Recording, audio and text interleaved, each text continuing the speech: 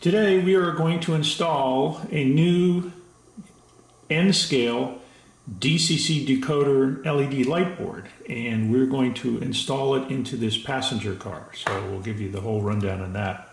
Open up the package, and inside, this particular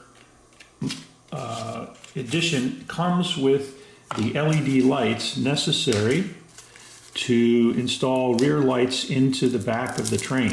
So as a convenience, we provided those. They're already very small for two LEDs, two red ones that are wired up with some lights, with some wire, and we'll show you how that goes. So that's the board, and that's the train. So there's no particular orientation which way this needs to go. We like the Kato cars, both N gauge and HO scale, because they all have electrical wheel pickups and a light bar or a piece of copper that goes the length of the train, which we will use to power our board.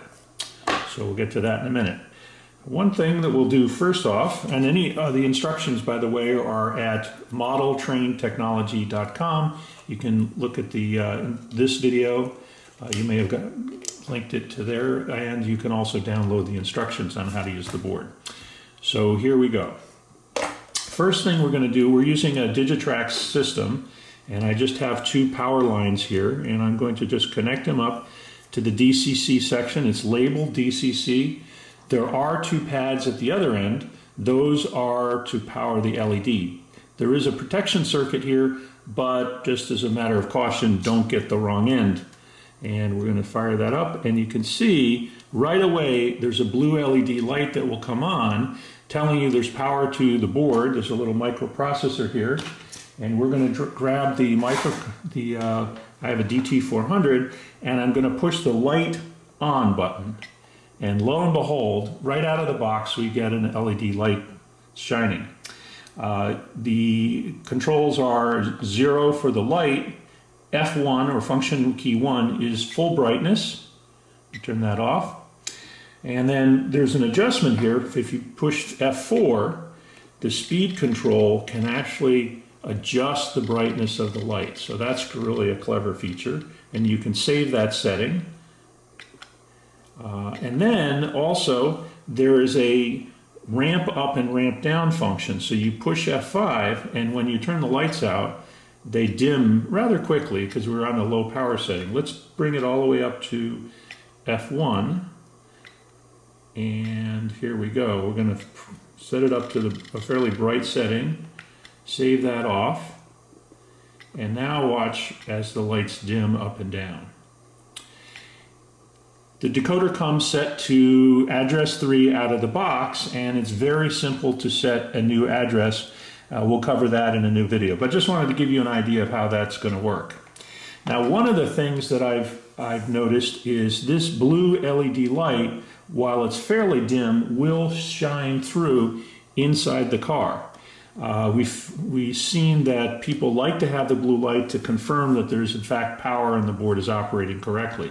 However, for the best illumination of this, we've actually have another board here, and we've painted over the blue dot with black, just simply black tester's paint. Just a dot right on the top of it. We just dipped it in and just put it on the top, and that will not harm it one bit whatsoever. And what you'll see now when we connect up the leads, you will be able to see a faint showing of the blue, but it's not enough to glow inside the car. So that's the first thing we do. Take out our testers, a little dab brush here, drop that on, and let that dry, and we're ready to go. Okay, let's get started preparing our Amtrak car for the light board. Take it out of the box, and just very gently pop off the case. And there we go. We'll just put that aside for the time being. Okay, now the next thing we need to do, let's go back over here. So what we've got here, because we'll be putting LEDs in one end of the car, we've got to take out this little plastic doodad.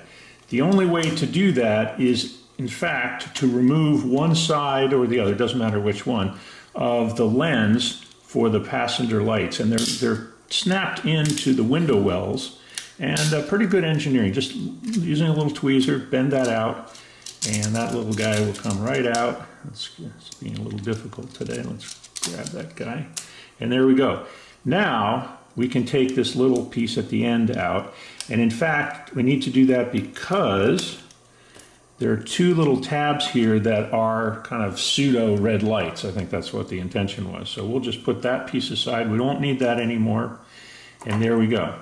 All right, the next thing is to separate out the two LEDs. And this is a little tricky because these things are very small and the wires are a little bit thin, but we'll take two of these, and I do this a little bit differently for the end scale. The hole is small enough and the light is small enough that you don't need to put the light in from the back. HO, you can go either way with that, but what we'll do is just run the wires right through the hole. And there we go. Okay, and just pull that through.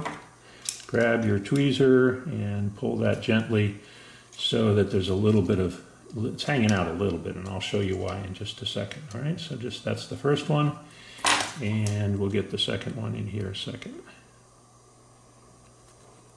All right, we've got the two LEDs through the hole in the back of the car. We've got the wires hanging out, and we'll get to those in a second. Now we've got to fasten those. A couple of different ideas. You could just use super glue, but what I found is this gallery glass is very good, and the reason is because when it dries, it's crystal clear, and it's a little bit rubbery. So I'm just going to put a little. So if you really need to take this out, there is a way to do it. If you use super glue, that's it, one and done. So what I'm going to do here is push these through so there's a little bit exposed, and I'm going to take my toothpick and just dab some of this on in around, all the way around the LED. Again, not hurting the LED. It looks white right now, it looks like Elmer's glue.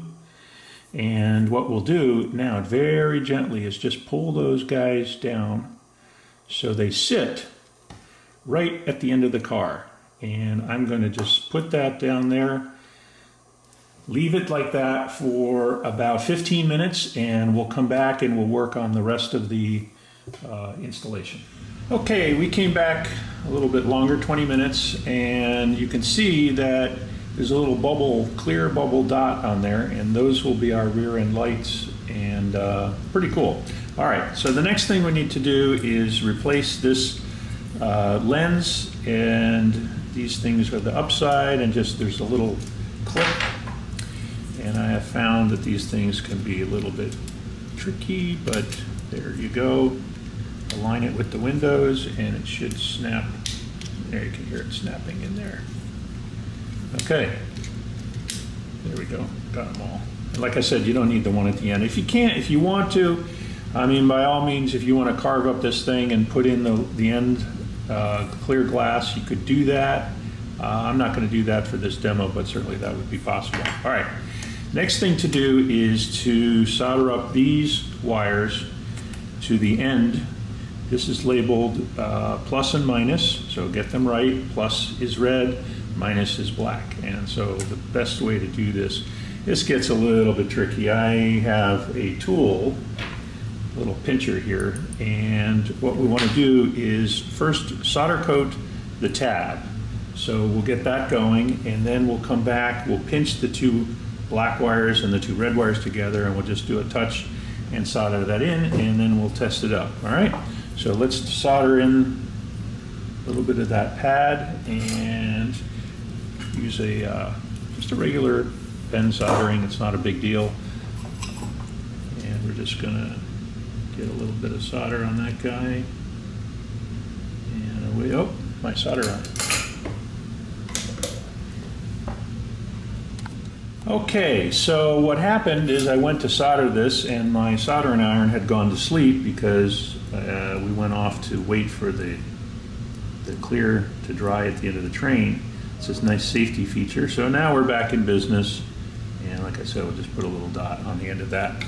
All right, and then this is okay. I'm going to show you the best way to get the wire set up here. Put it down and just scrape it back a little bit. And there you go. You get a little bit of silver there. I think I got them all. Oh, one more. This black one didn't.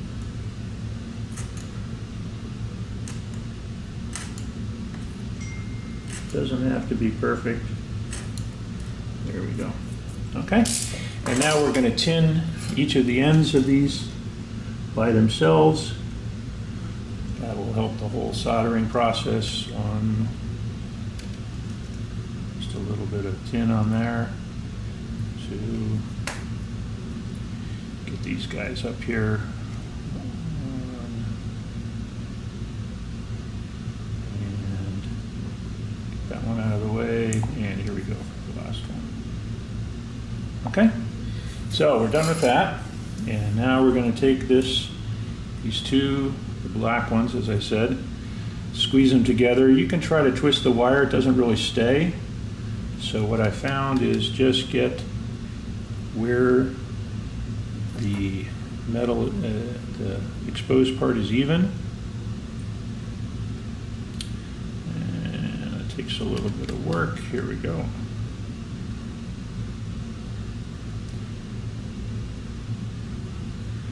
Get those going together there. Now, I don't know if you can see, but plus is at the top here. There we go, get that into the camera. Plus is at the top, minus at the bottom, so we'll got the minus hooked up here.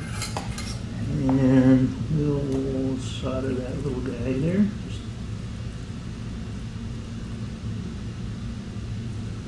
And that's it. And we'll do the same thing with the red side, the plus side.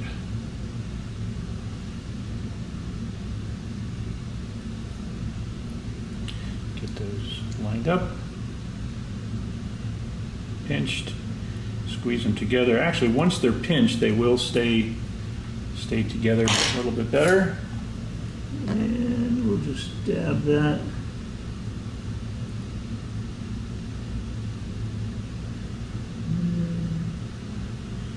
It's not cooperating. There we go.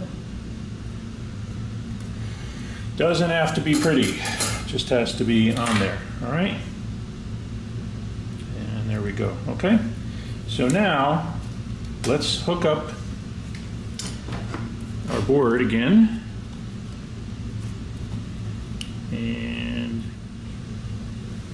okay, I had to reposition myself a little bit here, but let's connect up the wires, and there we go. You can, this is the, I've already painted the blue LED. It's on. I'm going to take my Digitrax DT400 and hit the light button, and there we go. So that's this F0 function. Turn that off. We use F3, and F3 is the light for the rear cars. Now they're kind of dim right now. So this board has a way to control the brightness. And so what we're going to do is we can turn up the brightness all the way. And there we go. And so that's all working. We'll turn it off, turn it back on, okay? And the light board. All right, so we're all wired up, and now we just have to reassemble this.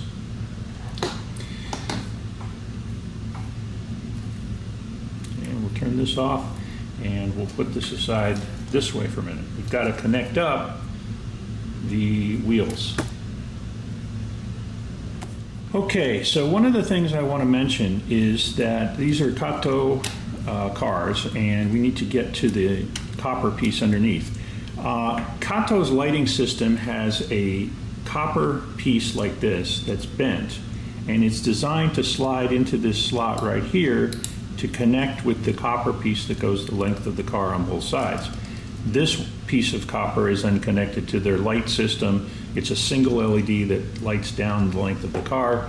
I found it pretty inadequate, and that's why I decided to pick up this Model Train Technology light board. What they say is that this metal connection with the other metal connection is intermittent. It can oxidize and can give you problems. So we're not going to use that. Instead, we're going to connect directly to the light board, the metal strip underneath. And to do that, there's a series, to remove this, you know, every car will be a little different. This one has little clips, keeps it nice and tight, so we have to go down the length of the car and just push those in a little bit, and we'll work our way. This thing will pop out, and this side will pop out. And just a little fiddling while we're doing this on camera. There we go. We got really one more to go here on this side. Just push them in just gently. Take the passenger side off, and there you go.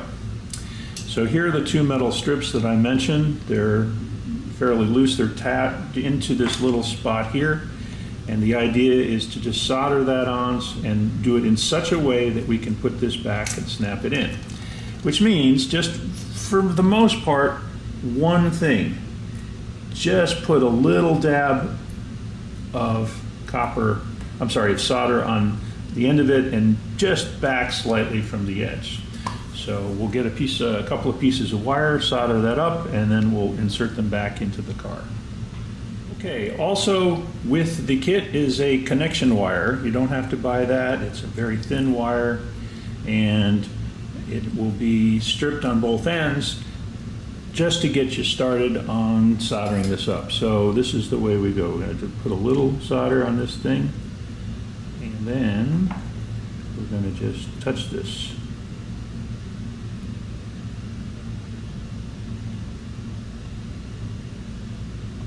And there we go. And I'm doing it, you notice I'm doing this on a piece of white paper. Part of that is to make this easier to see. It also shows you that I did not burn the paper when I solder this, which is to indicate that you really want to just hold it there just enough to get the copper and the solder flowing. So we've got one pad. Now we're going to do this way, just to make this easier for us here. And we're going to just do another piece of dab of copper. And you can see it's already.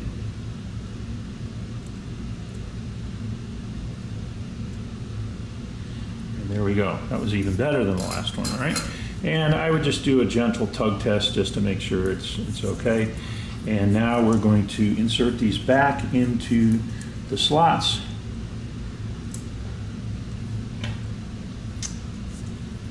Let's do this side first.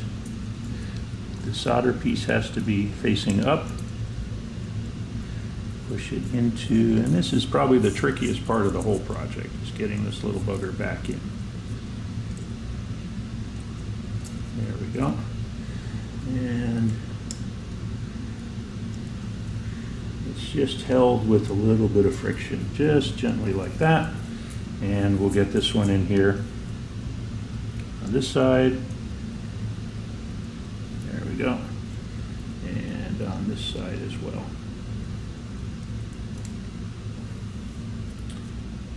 Okay. All right. Can you see that? Now I kept the wire. We're going to cut the wire here in just a second, but I kept it connected just to keep everything a little bit easier to grab. And what we want to do here, I've got this on the wrong end.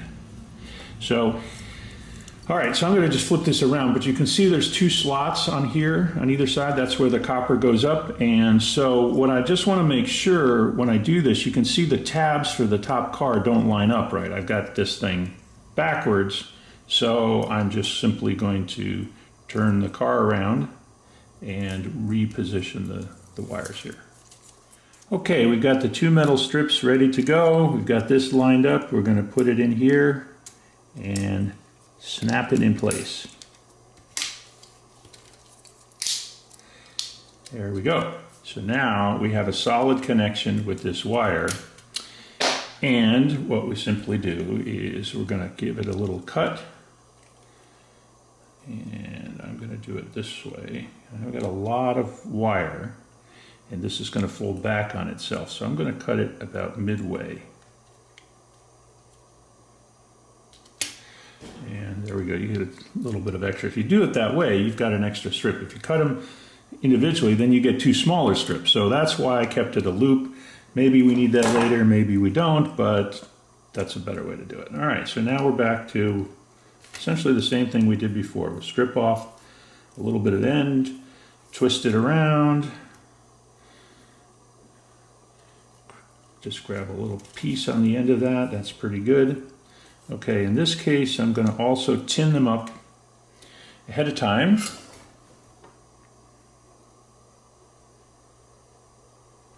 And this time, just a slight modification is I'm going to take the nippers and just clip the end. So we've got about a quarter of an inch, and I'm going to clip off just the bubble at the end of the tinned wire. Okay? And now, so the orientation here is this board is going to flip upside down on top of, like that. Therefore, whoops, cleaning up the space. So what I want to do is, while the train is right side up and the board is right side up, is connect and solder in these two pieces here. All right, so we're going to solder this in. I'm going to grab this a little bit down from the end and just grab my soldering iron and this just solder that little guy right there. And release, and do the same thing over here. This is the DCC end. It doesn't matter which end goes to which, just that these wires are straight. That makes sense, and there we are. Okay, so the way to do this is, it's all kind of hanging together there, but what I do is I'll spin the car around like this, I don't know, 5 or 6 times, and that will just twist the wires and just make it a little bit easier. And I'm going to fold the wires off over on top of themselves. It's sort of what I'll do is use this little guy here to just get it all into the car. If you want, you can make them really short and clean and everything, but just for this video to show you how it works, we're just going to drop in the light board. And now we're going to just fold over, and I'm just going to show you that just sitting there right now. And I'm going to just drop in